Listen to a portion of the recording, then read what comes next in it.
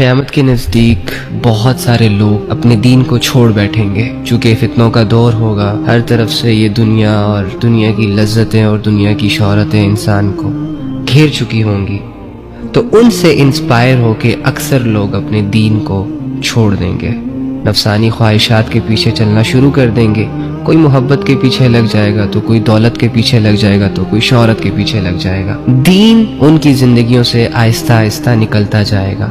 اللہ کا تعلق، رسول اللہ صلی اللہ علیہ وآلہ وسلم کے احکامات کی اہمیت ان کے دلوں سے نکلتی چلی جائے گی۔ وہ لوگ دن دگنی رات چگنی اس دنیا کی ترقیوں میں آگے بڑھتے چلے جائیں گے، لیکن دین کے معاملے میں ان کو نہ کوئی شعور ہوگا، نہ علم ہوگا۔ عین ممکن ہے کہ زبانی کلامی اللہ کے ماننے والے ہوں، اللہ کا نام دن رات لینے والے ہوں، لیکن ان کے کردار میں، ان کے عمل میں کوئی دین اور دینداری دکھائی نہیں دے گی۔ جو شخص اپنے سامنے ہدایت واضح ہونے کے بعد بھی رسول اللہ صلی اللہ علیہ وآلہ وسلم کی مخالفت کرے گا اور مومنوں کے راستے کے سوا کسی اور راستے کی پیروی کرے گا، اللہ فرماتے ہیں اس کو ہم اسی راستے کے حوالے کر دیں گے۔ کون سا راستہ؟ جو خود اس نے اپنے لیے چوز کیا ہوگا۔ اگر ایک انسان ہے، اسے دینداری کا راستہ اچھا نہیں لگ رہا، دنیا کے اسکوپ کے پیچھے بھاگ رہا ہے، اور یہ اس کی اپنی خواہش ہے اور اسی کے لیے اس کی سٹرگل ہے، اللہ حوالے کر دے گا اس کو دنیا داری کے۔ اگر ایک انسان کے سامنے یہ بات کلیئر ہے کہ یار حیا کی حفاظت کرنی ہوتی ہے، بے حیائیوں سے دور رہنا ہوتا ہے، کیونکہ حیا انسان کو